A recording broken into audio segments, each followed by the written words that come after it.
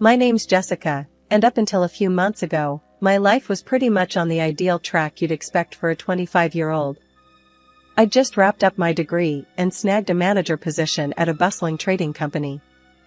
Things were looking up, and then, at a party thrown by some mutual friends, I met Jake.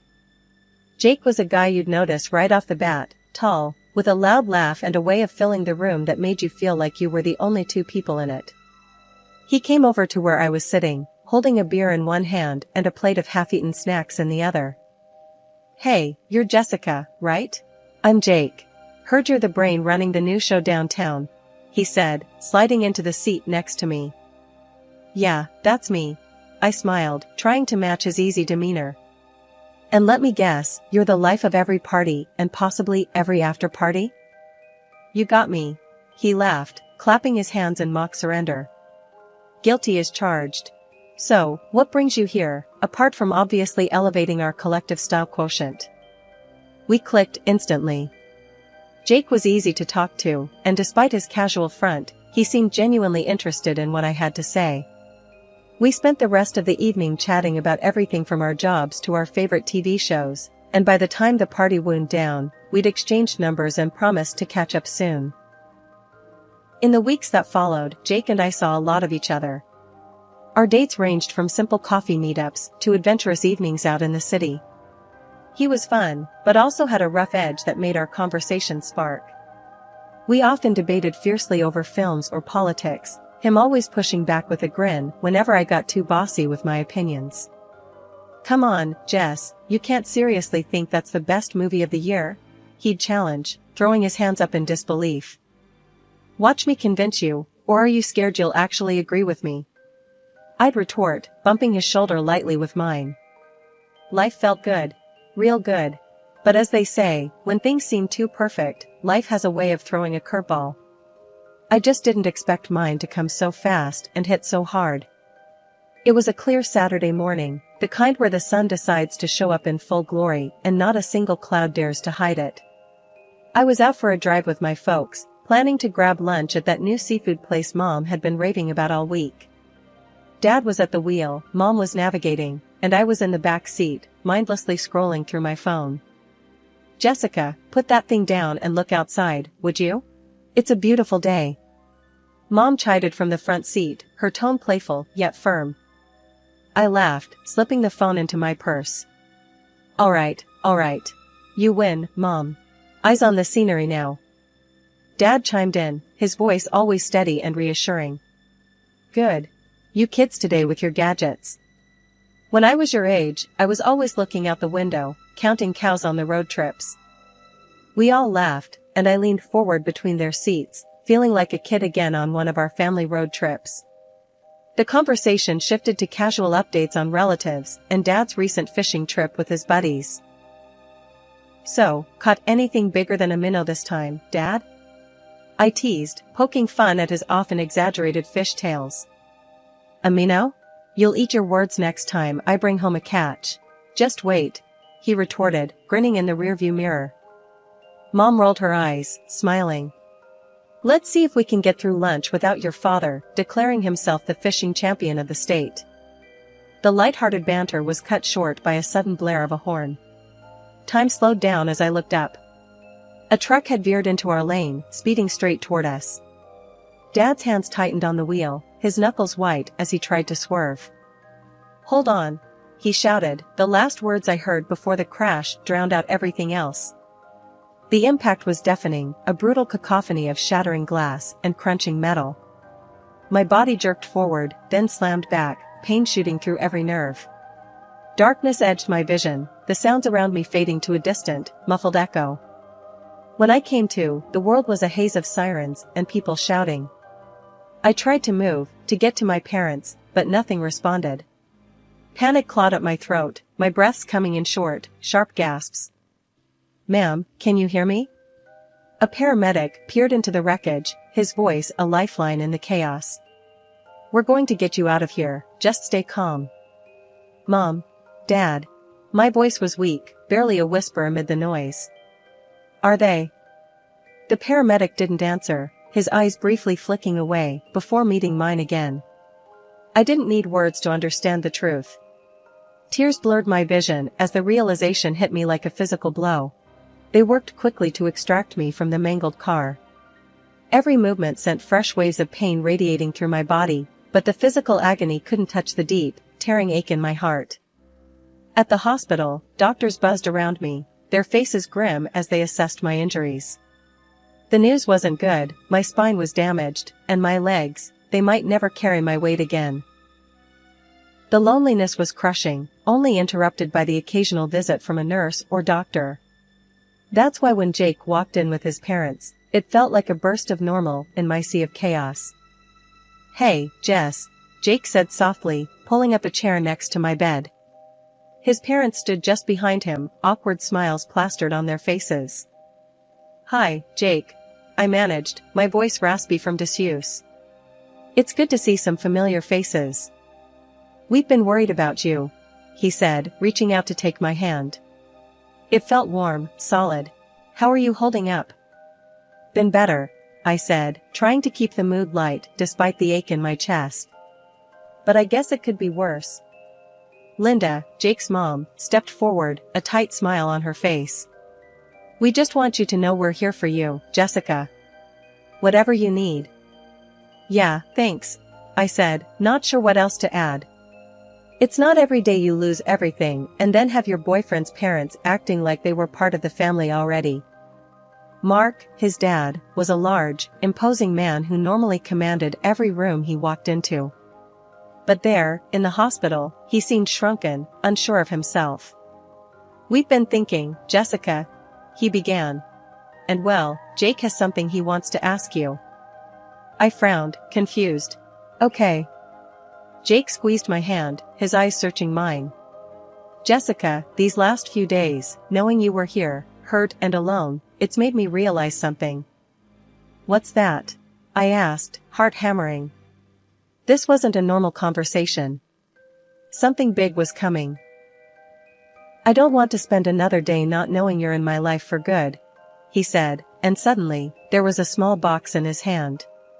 He opened it to reveal a simple, but beautiful, engagement ring. I stared at it, then at him, my mind racing. "Jake, are you serious?" "Dead serious," he said with a nod. "Marry me, Jessica. Let me take care of you." His parents watched us, barely breathing.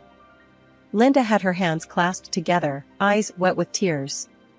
Mark just nodded slightly, as if confirming something to himself. It felt like a lifeline, thrown in the middle of my storm. But it also felt rushed, desperate even. Yet, looking into Jake's hopeful face, how could I say anything but, yes? Our wedding was nothing like I had imagined as a little girl. It was a modest ceremony, held in the small garden at my parents' house. I sat in my wheelchair, dressed in a simple white gown that had been altered to fit comfortably around my new reality. The guest list had shrunk to a handful of close friends and family, a stark contrast to the grand event my mother and I had playfully sketched out years ago. My parents' house, now just mine, had been modified after the accident. Ramps and rails were the new normal in my once familiar home. But so was the constant reminder of my limitations. The first few weeks were a blur of adjustments. Jake moved in and, at first, things seemed okay. He was around a lot, helping me move about, cooking meals, and generally making sure I was comfortable. I appreciated it, I did, but there was an undercurrent of tension, like waiting for the other shoe to drop. One afternoon, I was trying to reach a bowl from the upper cabinet, a feat that had become a Herculean task from my new, lower vantage point. "Need some help there, babe?" Jake asked, walking into the kitchen. "Just a bit," I replied, frustrated at having to ask yet again. He grabbed the bowl and handed it to me. "You know, I read online about some tools that might help you with this stuff. Like grabbers or something." "Yeah, maybe," I muttered, not wanting to think about stocking my home with yet more reminders of my disability. Things started to shift then. Slowly, Jake began spending more time away from home. His helpfulness waned, replaced by absences that he brushed off with vague explanations. "Where were you last night?" I asked him one evening when he came home later than usual, the smell of alcohol clinging to his clothes. Out, was all he said as he flopped down on the couch, not even bothering to remove his shoes. Just needed to blow off some steam. I maneuvered my wheelchair closer, feeling a mix of anger and concern. Jake, you know I can't just go out and blow off steam. I need you here. He sighed, a sound that seemed to carry more annoyance than apology. Jess, I can't be cooped up here all the time. It's tough for me, too, you know. The days turned into weeks, and the neglect became more apparent.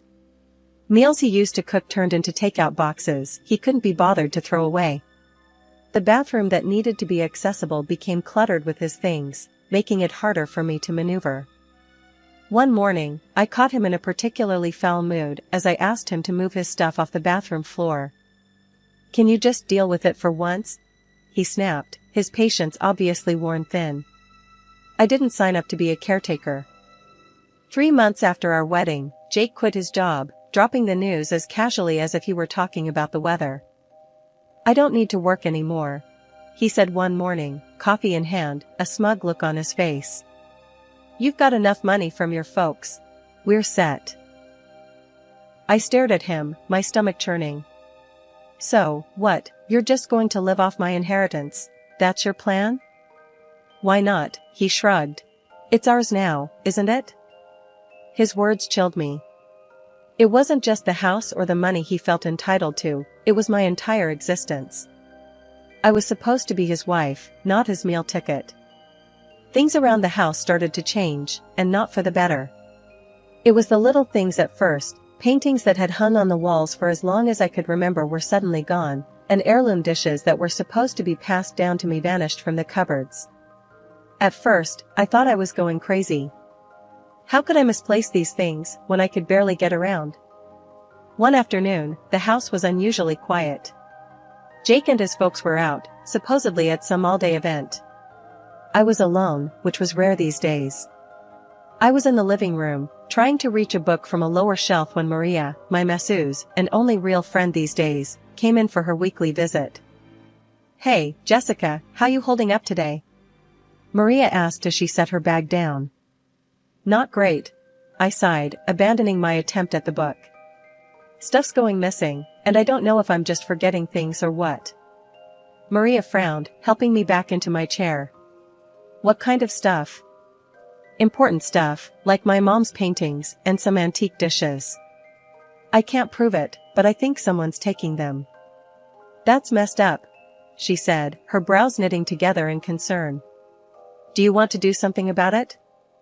Like what? It's not like I can set up cameras all over the place, I muttered, feeling defeated. Well, actually, I might know a guy who could set up some mics. Just to see if you can catch whoever's doing it talking about it?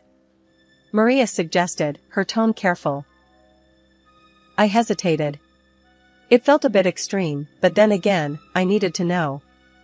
Okay, yeah. Let's do it. A few days later, Maria came by with a guy who discreetly placed microphones in several rooms. It was all very spy-like, and I half expected it to be a bust. But what we eventually heard chilled me to the bone. It was late one evening, a few weeks after the mics were installed, and I was listening through the recordings. Jake's voice came through first, clear as day. We should be able to get a good price for those dishes, he said, sounding nonchalant.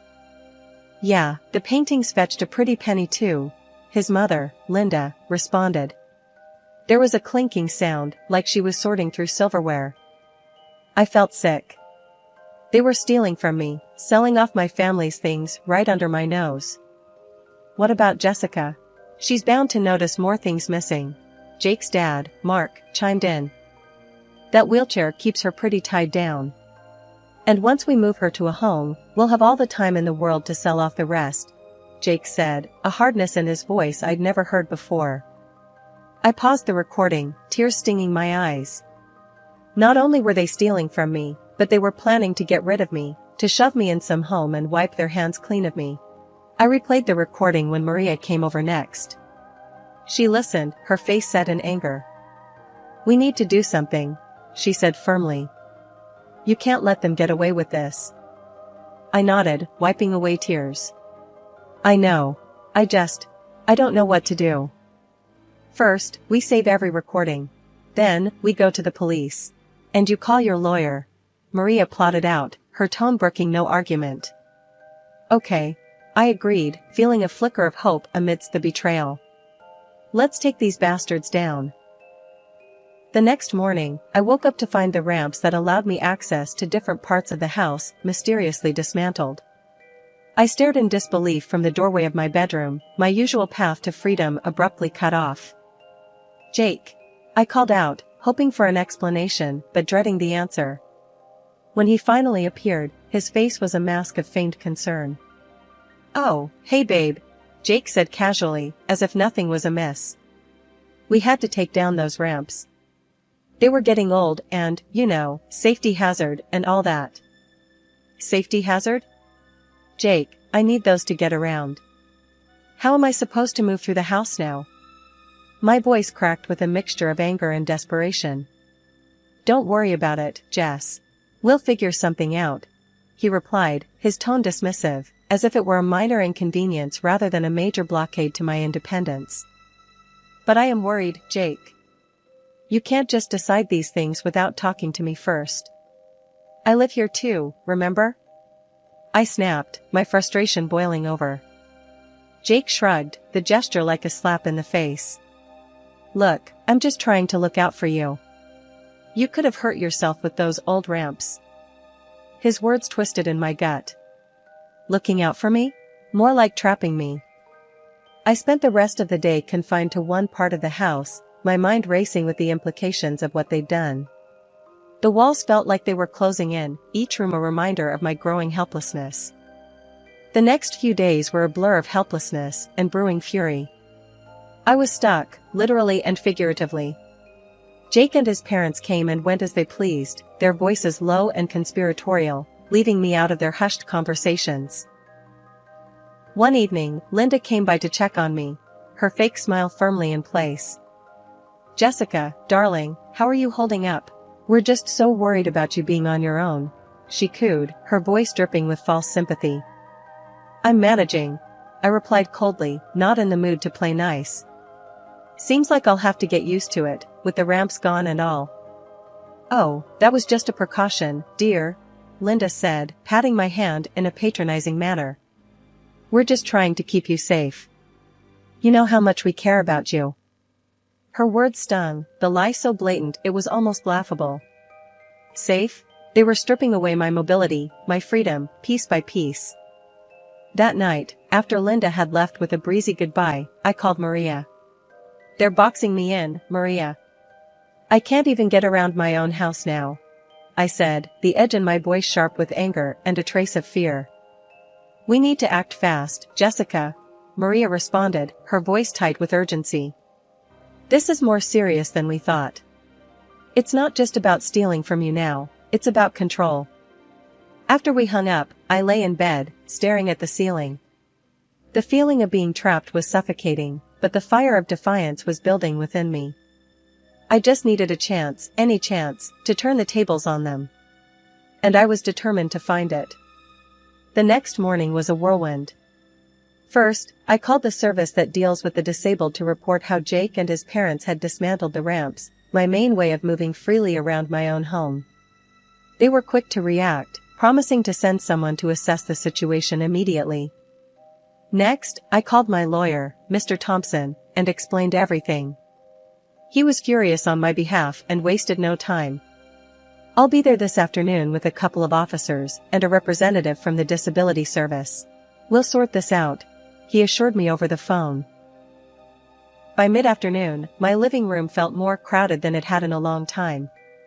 Mr. Thompson, 2 police officers, and a representative from the Disability Rights Service were all present, along with Jake and his parents. The atmosphere was tense, the air thick with anticipation and dread. Jake and his dad looked shocked, like deer caught in headlights, when Mr. Thompson started speaking. We are here to conduct a thorough check of the premises, he announced. I have here an inventory of all items listed in Jessica's parents' will, and we will be verifying that these items are accounted for. Jake tried to protest. This is ridiculous. Jessica, why are you doing this? Before I could answer, the representative from the Disability Service intervened, his tone stern. First, we need to address the removal of accessibility features in this home. It's been brought to our attention that necessary ramps have been dismantled, significantly reducing Ms. Thompson's mobility and independence.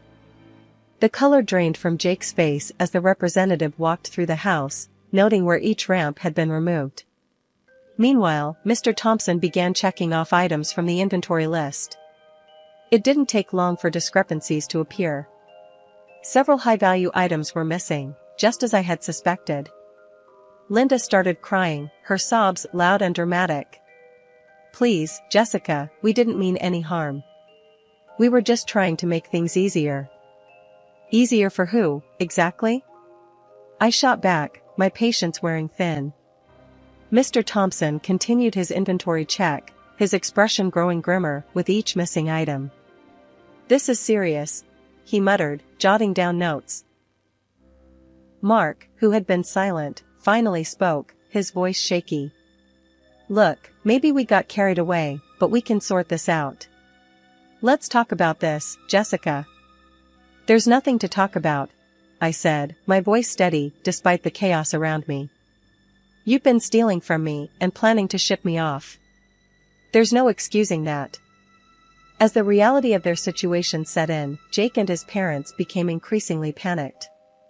Mr. Thompson finished his inspection and nodded to the officers. Based on the evidence and the discrepancies here, I think we have enough to move forward. I looked at Jake, his parents, and then at the officers. I want to press charges, I said, my voice firm. And I have recordings of their conversations discussing their plans to sell my inheritance. The officers listened to the recordings, their expressions stern. After a few moments, one of them turned to Jake and his parents. You are under arrest for theft and conspiracy, he announced, and began reading them their rights. Jake looked at me, betrayal written all over his face, not understanding that the real betrayal was his own. As they were led away, his mother's cries echoing down the hallway, I felt a mix of relief and sorrow. It was over, at least this chapter of it. The court case was a grueling process, but every day I showed up, determined to see it through. Sitting in the courtroom, watching Jake and his parents face the consequences of their actions, brought a mix of emotions. I was angry, but also relieved that the truth was finally out. During one of the breaks, Jake tried to approach me. Jessica, I'm sorry. I never wanted things to go this far, he said, his voice low. I looked at him, the man I thought I knew, the man I thought loved me. Sorry doesn't change what you did, Jake. You made your choices. Jake and his parents were found guilty on multiple counts of theft and fraud. The judge was stern as he delivered the sentence. Let this serve as a reminder that manipulation and greed have no place in our society, he declared. With the legal battles behind me, I focused on rehabilitation. The doctors were amazed at my progress. You're a fighter, Jessica. You've come further than we initially thought possible, one doctor said during a session. Rehab wasn't just about physical recovery, it was about rebuilding my life. I started going out more, meeting new people, and even took up a new hobby, painting. It was therapeutic, a way to express everything I had been through. One day, at a community art class, I met Alex. He was funny and kind, and he had this way of looking at life that made me believe in the good again. We clicked immediately, and soon, we were spending a lot of time together. Jessica, you know, this might sound crazy, but I feel like meeting you was meant to be, Alex said one evening as we walked through the park, my wheelchair rolling smoothly beside him. I smiled, feeling genuinely happy for the first time in a long while. I think I can believe that. It's nice to have someone who just gets it, you know? Yeah, I do, he said, reaching over to squeeze my hand gently. One morning, I visited the grave of my parents. I told them about everything that had happened, about the trial, my recovery, and Alex. I miss you both so much, but I'm getting back on my feet, literally and figuratively, I said, laying flowers on their tombstone. Walking away from the cemetery, I felt their love with me, like a gentle push forward. I was moving on, but but I was taking them with me in my heart.